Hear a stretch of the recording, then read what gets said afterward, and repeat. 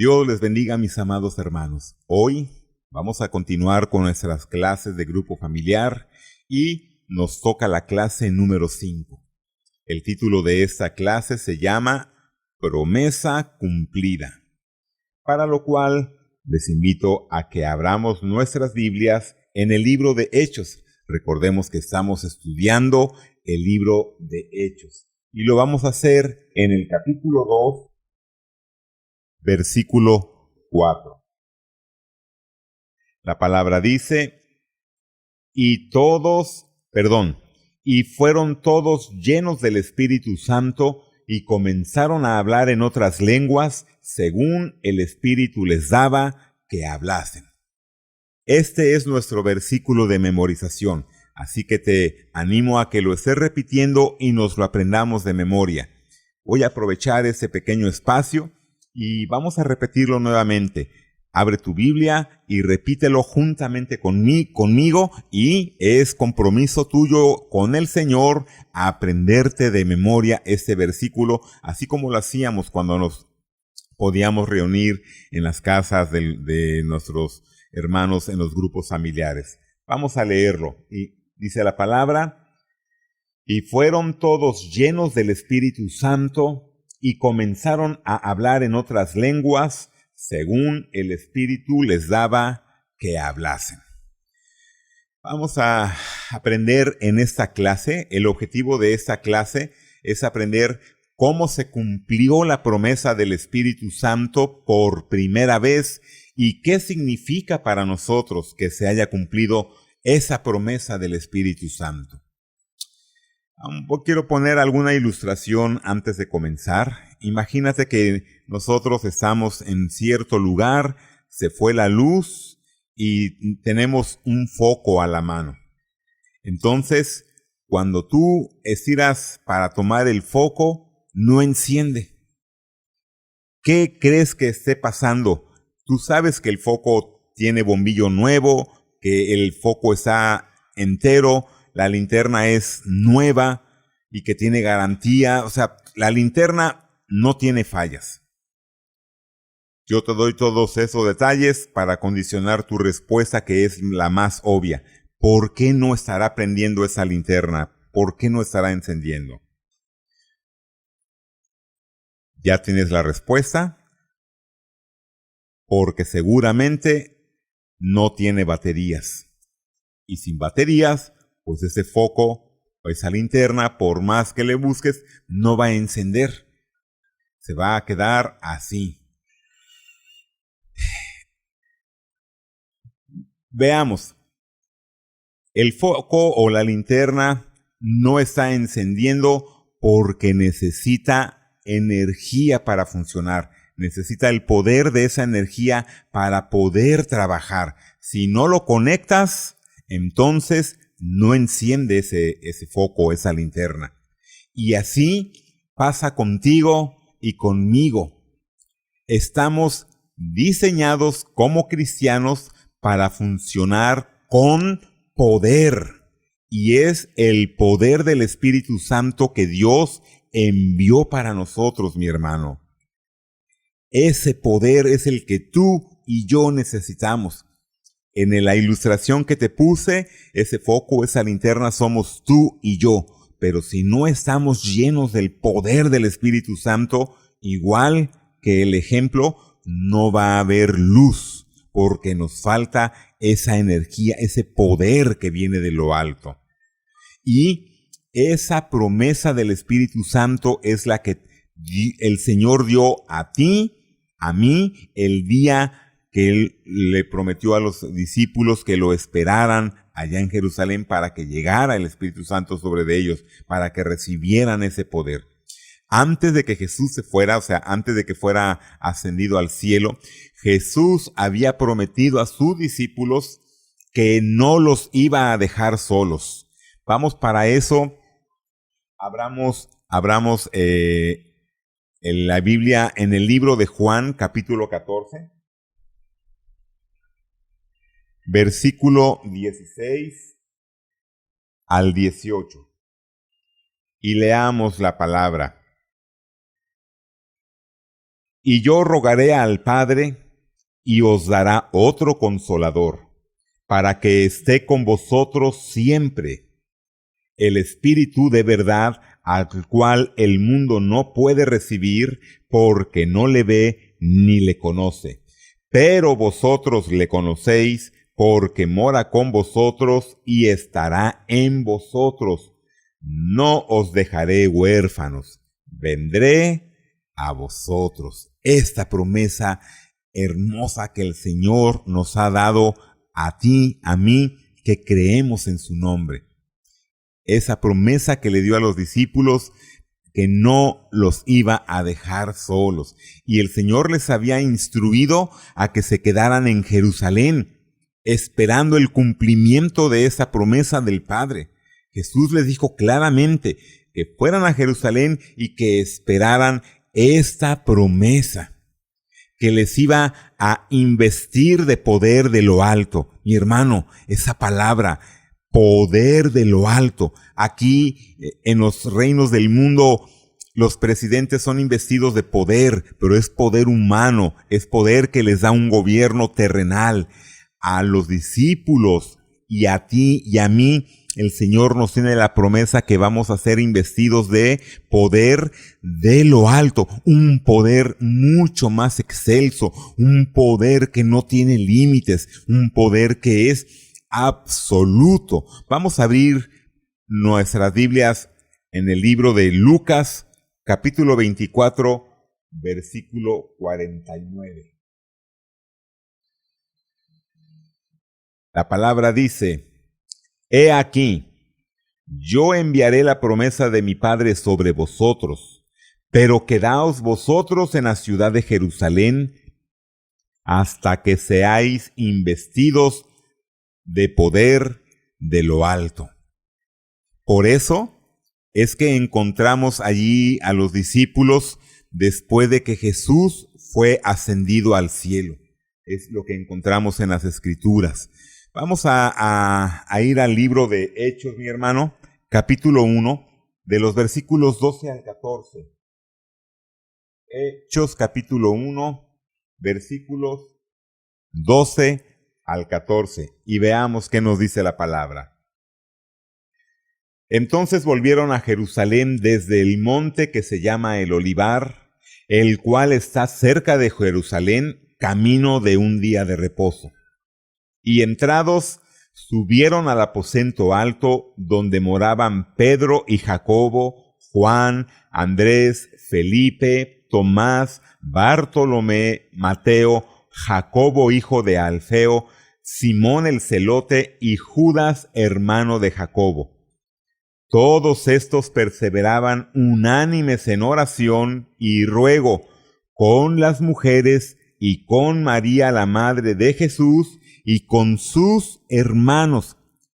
Hago un paréntesis para hacer una observación en ese punto de con sus hermanos. Cuando estudias en el original, en el griego de esta palabra, se refiere a los hermanos físicos de Jesús. Después que nació Jesús, tuvo hermanos de carne y sangre, hablando en el contexto humano.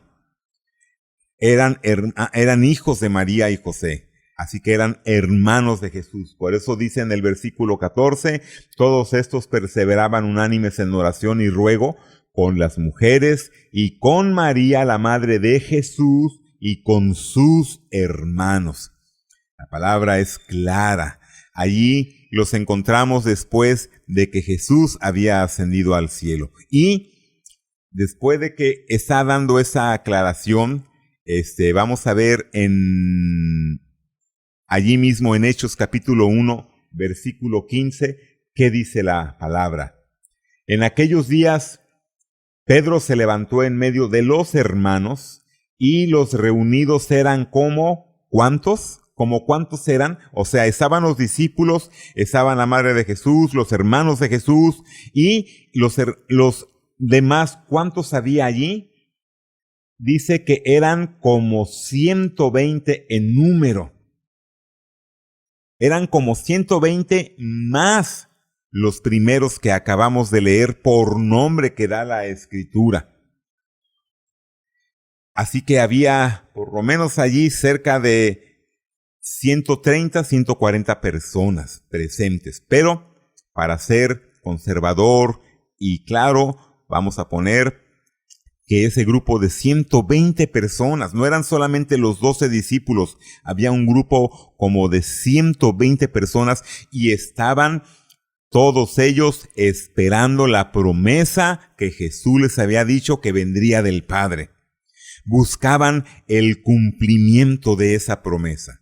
Ahora, ¿cómo buscaron ellos el cumplimiento de esa promesa? Primero, perseveraban en oración y ruego.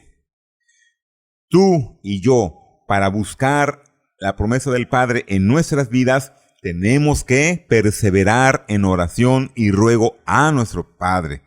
Segundo punto, dice que estaban unánimes.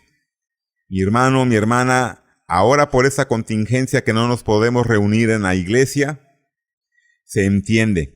Pero mientras nos podíamos reunir, hay gente que llega a decir, y no refiero a gente no cristiana, a hermanos en Cristo, que no creen importante congregarse.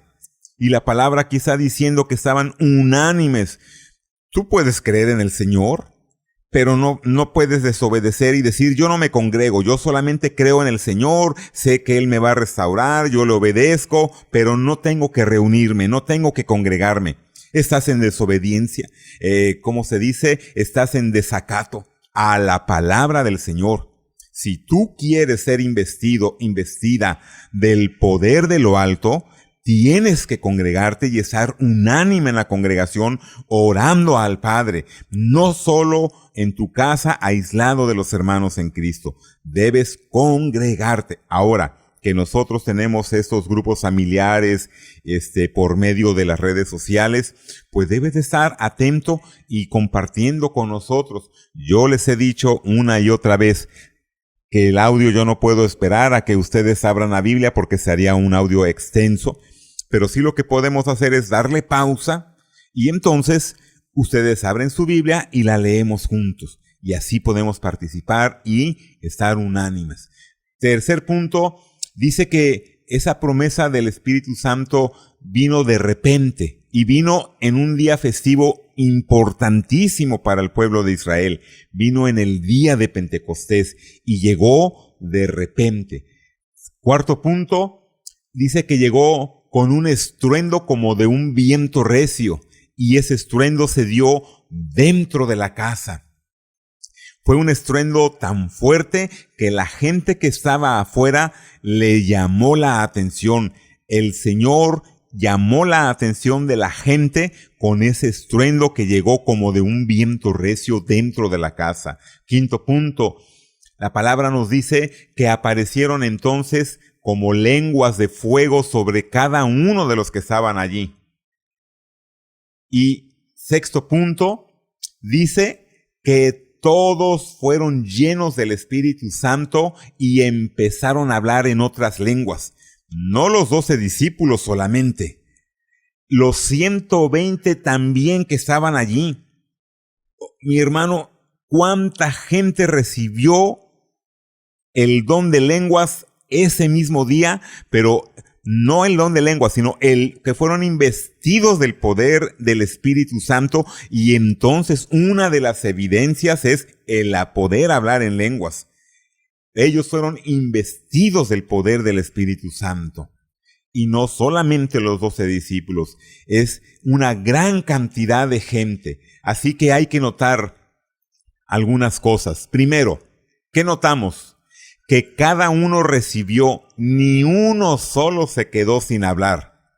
La promesa del Espíritu Santo es para todo creyente.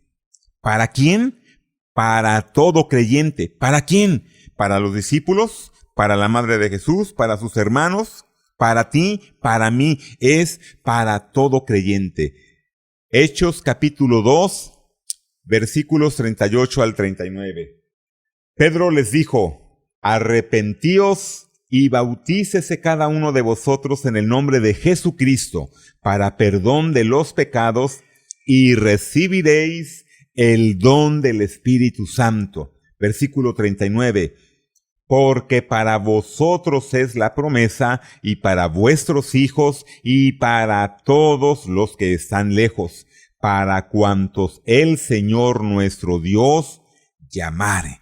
La promesa del Espíritu Santo es para todo creyente. Segundo punto, notemos que todos hablaban en lenguas. Y tercer punto, deduciendo del segundo, las lenguas fueron lenguas terrenales. Vamos a repasar Hechos 2, del 6 al 11. Y veamos qué dice la palabra. Hechos 2, del 6 al 11. Y hecho ese estruendo, se juntó la multitud y estaban confusos, porque cada uno les oía hablar en su propia lengua, y estaban atónitos y maravillados, diciendo: mirad, ¿no son galileos todos estos que hablan? ¿Cómo pues les oímos nosotros hablar cada uno en nuestra lengua en la que hemos nacido?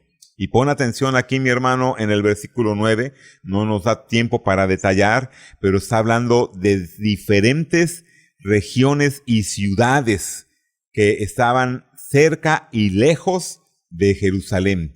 Dice el versículo 9 que había partos, medos, elamitas, y los que habitamos en Mesopotamia, en Judea, en Capadocia, en el Ponto y en Asia, en Frigia y Panfilia, en Egipto y en las regiones de África más allá de Cirene, y romanos aquí residentes, tanto judíos como prosélitos, cretenses y árabes.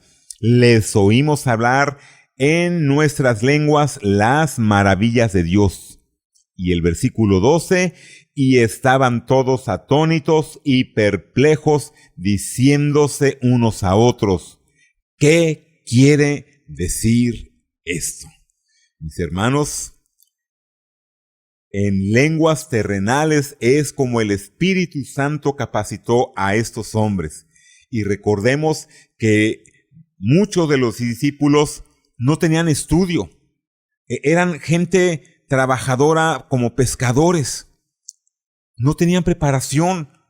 Y sin embargo, el Señor, por medio de su Espíritu Santo, los capacitó para poder predicar el Evangelio a toda criatura.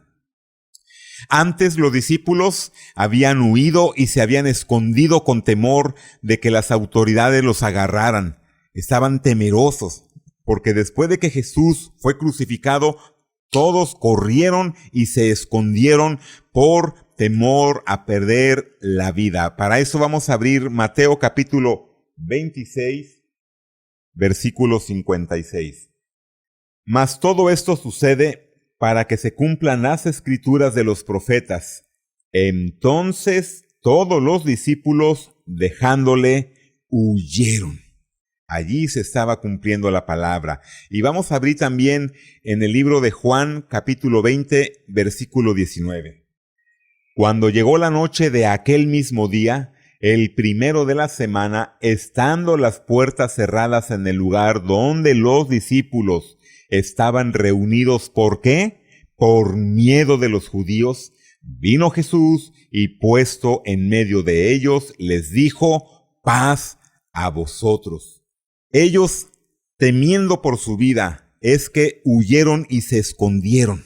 Pero ahora ellos estaban proclamando abiertamente las cosas de Dios. Primero estaban atemorizados y después en público estaban proclamando abiertamente las maravillas del Señor. ¿Por qué? Porque ellos habían recibido el poder para testificar tal como les había prometido Jesús. Antes del Espíritu Santo, ellos tenían miedo de abrir la boca. Ellos tenían miedo por sus vidas. Cuando recibieron el poder del Espíritu Santo, cuando recibieron la promesa, entonces ese temor desapareció y se presentaron públicamente para predicar las maravillas del Señor. Así que no era coincidencia el hecho de que fuera en el día de Pentecostés. Les dije que esa es una fiesta muy importante en el pueblo de Israel. Esta era una de las 3 fiestas del Antiguo Testamento a las que todo varón judío tenía que asistir a Jerusalén. Vamos a ver rápidamente Éxodo capítulo 34.